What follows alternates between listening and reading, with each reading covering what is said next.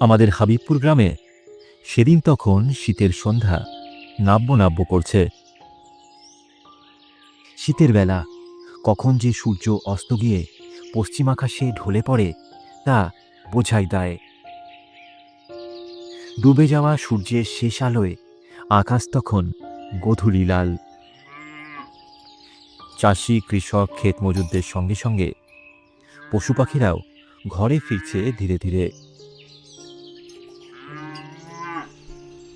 এদিকে গায়ের বুড়ো বটতলার চাতালে বসে মাধব কাকা, রহমত চাচারা দুপুরের তাস খেলার পর্ব শেষ করে তখন হুঁকো টানছেন আর গল্প করছেন নিজেদের মধ্যে। এমন সময় আব্দুল চাচার নজরে আসে হরি কাকা যেন হন্তদন্ত হয়ে তাদের দিকেই এগিয়ে আসছেন। আরে আরে, হরিদানা এই পরন্ত বিকেলে এমনি হন্তদন্ত হয়ে আসছে কেন? আরে ঠিকই তো, ওটা তো হরি। হরি কাকা তখন গ্রামের মেঠো পথ ধরে হাতে হেরিকেন নিয়ে নিজ মনে কথা বলতে বলতে জোর পায়ে হাঁটছেন। এ কি যে গোল বাঁধলো, যত সব অশান্তি আমার ঘাড়ে এসেই জুটেছে। ওফ! সবসময় হাসি খুশি থাকা হরি কাকার মুখটা বেশ থমথমে লাগছে আজ। দেখে মনে হচ্ছে যেন কোনো বিষয় নিয়ে বেশ চিন্তিত তিনি। কিরে হরি, এই অবেলায় তুই? চোখে মুখে একরাশ চিন্তার ছাপ নিয়ে হরিকাকা বসলেন মাটিতে। পাশে রাখলেন হাতের হ্যারিকেনটা।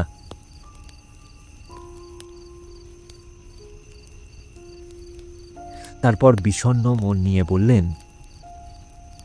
আর বলিস নে, যা জ্বালায় পড়েছি। মাধব, দে দিনই হুকোখানা। হরিকাকাকে হুঁকো দিয়ে মাধব কাকা জিজ্ঞেস করলেন, কেন রে, হয়েছেটা কি? আর বলিস নে, যা জ্বালায় পড়েছি। তাই হপ্তাখানেক হলো আমার গোয়াল ঘরটায় বেশ কিছু অদ্ভুত অদ্ভুত ঘটনা ঘটি চলিছে। রাত বিরিতি ওই গোয়াল ঘরের আশিপাশি কারোর উপস্থিতি যেন টের পাওয়া যায়। কেউ যেন একটা থাকে ওখানে, কিন্তু কাউরে চোখে দেখা যায় না। প্রথম প্রথম আমি কিছুর গুরুত্ব দিইনি,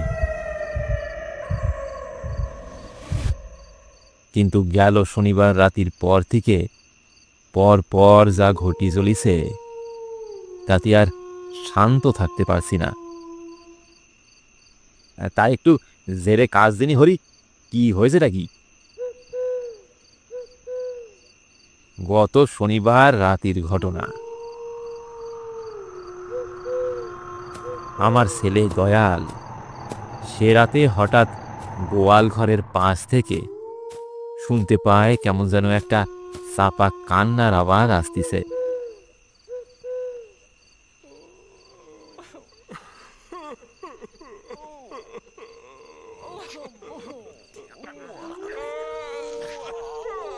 প্রথমে সে ভেবেছিল হয়তো কোনো গরু অসুস্থ হয়েছে।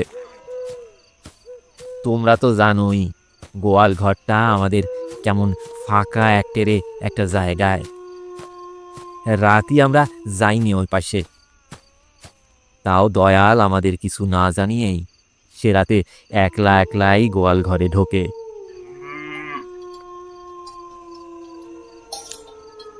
কিন্তু সেখানে গিয়ে দেখে সব গরু স্বাভাবিক অবস্থাতেই রয়েছে। গরুগুলো তো ঠিকই আছে মনে হচ্ছে, তাহলে এই আওয়াজটা আসছে কোথা থেকে? রাতের অন্ধকার তখন বেশ তীব্র। হঠাৎই জ্যোৎস্নার আলোতে দয়াল দেখতে পায় গোয়াল ঘরের এক কোণে কালো কাপড়ের মতো কিছু একটা যেন পুড়ে রয়েছে।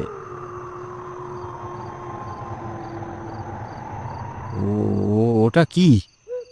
এটা তো আগে কখনো দেখিনি। দয়াল ধীরে ধীরে এগোতে থাকে সেই কাপড়টার দিকে। নিস্তব্ধ অন্ধকারে সেই কান্না মেশানো ডাক তখন নিশির ডাকের মতোই তীব্র এবং ভয়াবহ।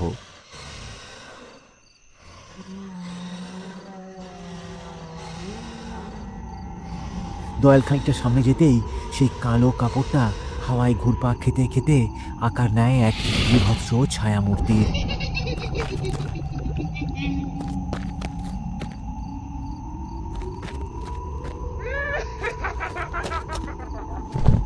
আকাশ বাতাস বিদ্ধ করা তার আওয়াজ শুনে সেখানে পড়েই জ্ঞান হারায় দয়াল।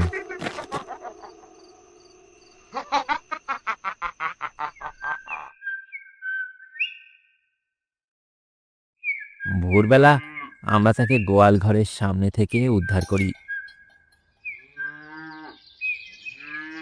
দয়াল তখন আমার গোয়াল ঘরের মাটিতে অচৈতন্য হয়ে পড়ে রইছে। তার কিছু সময় পর জ্ঞান ফিরে তার। কিছুটা সুস্থ হয়ে দয়াল বলে, বাবা বাবা, আমাদের আমাদের গোয়াল ঘরে কোনো অশুভ জিন বাসা বেঁধেছে। আমি নিজের চোখে দেখেছি তাকে। হ্যাঁ, জিন না সাই, নেশা ভাঙ করে করে তোরা আজ এই অবস্থা হয়েছে। দাদা সর। এরপর দিন দুই সবকিছু ঠিকঠাকই ছিল, কিন্তু আবার গোল বাঁধল মঙ্গলবার ভোর রাতি।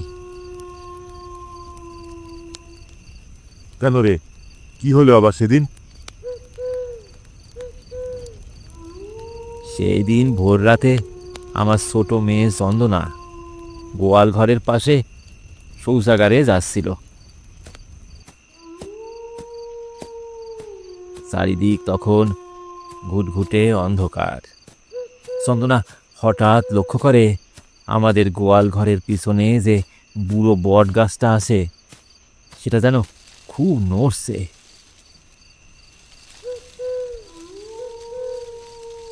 কোথাও তো কোনো বাতাস নেই, তবে এই গাছটা এত নড়ে কেন?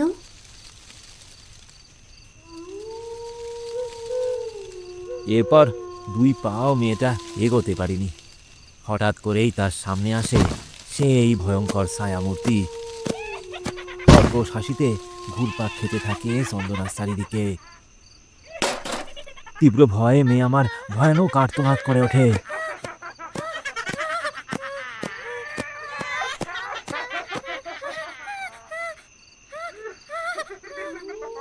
আমরা বাড়ির সবাই দৌড়ে আসি। চন্দনা মাটিতে পড়ে কাঁপতে কাঁপতে বলে, বাবা, ও বাবা, বাবা, মা, মা গো, মা, মা, একটা একটা সাদা সাদা মুখ, ভয়ঙ্কর লালচে চোখ, সে সে আমার দিকে তাকিয়ে হাসছিল। এ দৃশ্য দেখে আমার আমার গোটা পরিবার আতঙ্কিত হয়ে পড়ে।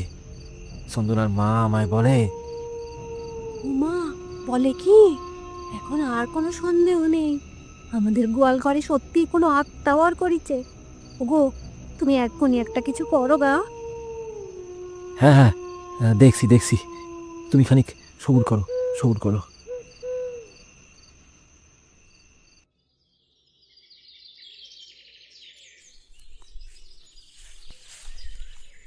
এর পরদিন সকালে আমি কাউকে কিছু না জানিয়েই আমাদের পাশের রঘুপুর গায়ে যাই।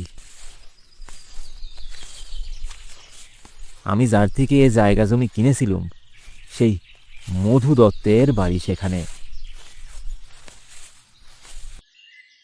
আমার সব কথা মন দিয়ে শুনে মধুবাবু বললেন, শোনো হরি, গোয়াল ঘরের পেছনের ওই পুরনো বটগাছটার একটা ইতিহাস আছে। বছর 20 আগে এক গরু চোর ধরা পড়েছিল গায়ে। রায়বাড়ি দুটো গরু চুরি হয়েছিল সেই দিন সকালে। যে ধরা পড়েছিল তাকে এ গায়ে আগে কেউ কখনো দেখেনি, তাই সব আক্রোশ গিয়ে পড়ে সেই বেচারার ওপর। গাঁয়ের লোকেরা তাকে ওই গাছে বেঁধে খুব মারধর করেছিল। পরদিন সকালে দেখা যায় সে ওই গাছে বাঁধা অবস্থাতেই মরে রয়েছে।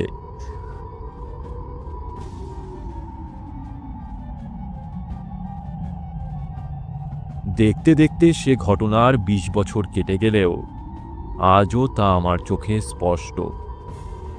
আদৌ সে চোর ছিল কিনা সেই বিচার করবার কেউ ছিল না সেদিন।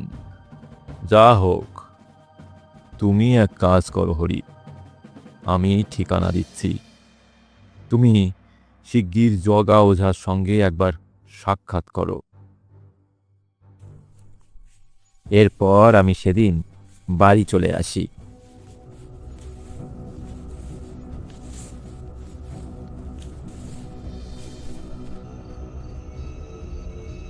ভেবেছিলুম ওঝার কাছে যাবার আগে আর ২-৪ দিন দেখি, কিন্তু কিন্তু কিন্তু কি হরি?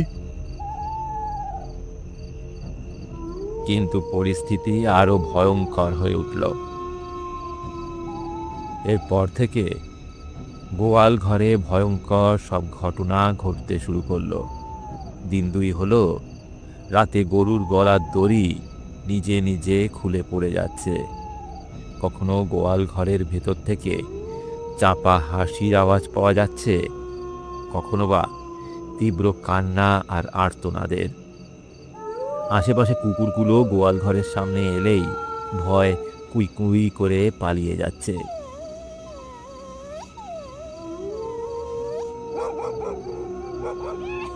এখন প্রায় প্রতিদিন সেই ভয়ঙ্কর ছায়ামূর্তি কখনো গোয়াল ঘরের উপর, আবার কখনো বা ভেতরে বসে থাকছে। আমরা ওই পানে যেতে পারছি না। আমার গরুগুলো সব না খেয়ে খেয়ে মরতে বসিছে। আমাদের নাওয়া খাওয়া ঘুম সব কিছু শেষ হয়ে গেছে।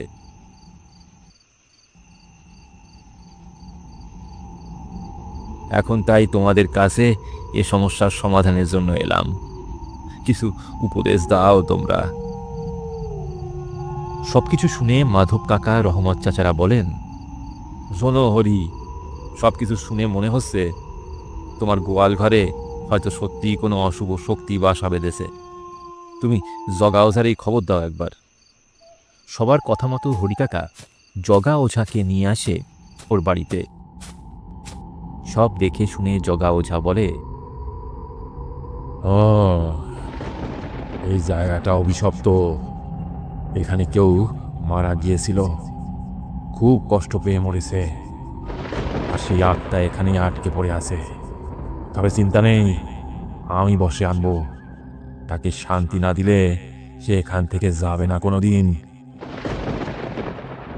জগা ওঝার কথা মতো সেই রাতেই ভূত তাড়ানোর ব্যবস্থা করা হলো।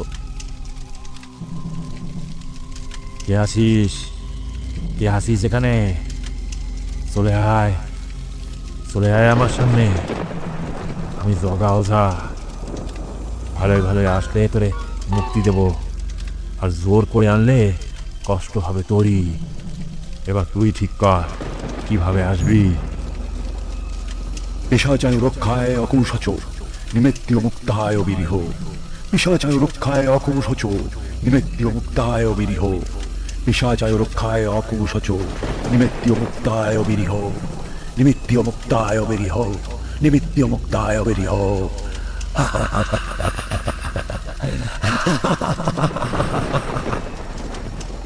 জগা ওঝার মন্ত্রোচ্চারণে তখন আকাশ বাতাস বিদ্ধ হতে থাকে। হরিকাকার পরিবার সম্মোহিত হয়ে দেখতে থাকে এই হাড় হিম করা দৃশ্য।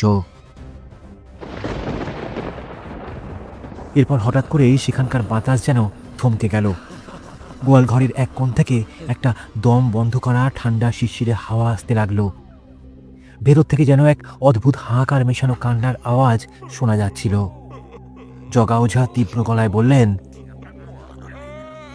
তুই তুই যাসাস বল, বল। তোরে আমি মুক্তি দিতে এসেছি, মুক্তি দিতে এসেছি।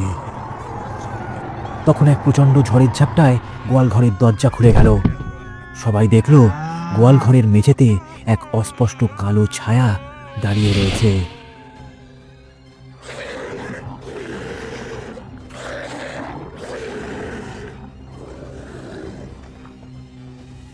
তার সারা দেহে কালশিটে রক্তের ছোপ ছোপ দাগ। তীব্র আক্রোশে তার গোটা শরীরটা যেন থরথর করে কাঁপছে তখন। তার সাদা চোখ দুটো কালো গর্তের মধ্যে অন্ধকার চিরে যেন জলজল করে জ্বলছে। তুই কে? কেন এসিস এখানে? কেন এদের ভয় দিচ্ছিস? কেন এদের ভয় দিচ্ছিস?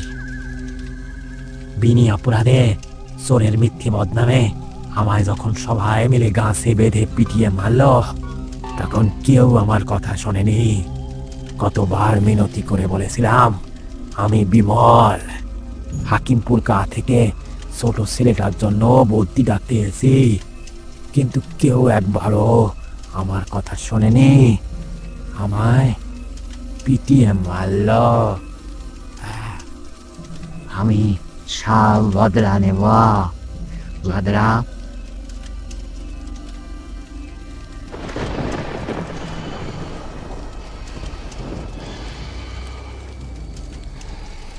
অন্যায়, অন্যায়, ঘোর অন্যায় করেছে ওরা।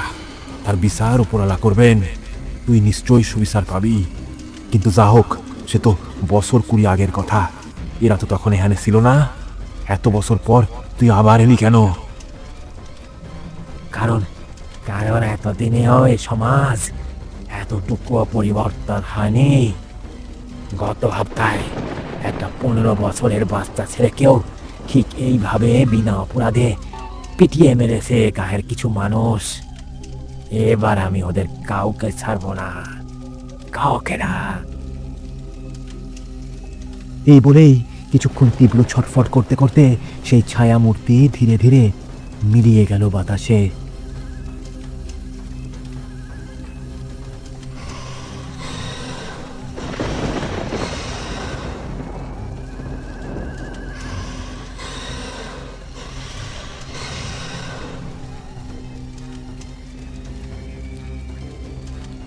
সেই রাতের পর থেকে হরিকাকার গোয়াল ঘরে আর কোনো ভুতুড়ে ঘটনা ঘটেনি। গোয়ালঘর আবার আগের মতো স্বাভাবিক হয়ে গেছিল। তবে গ্রামের সেই অপরাধীদের বেছে বেছে একে একে শেষ করেছিল সেই ছায়ামূর্তি বিমল।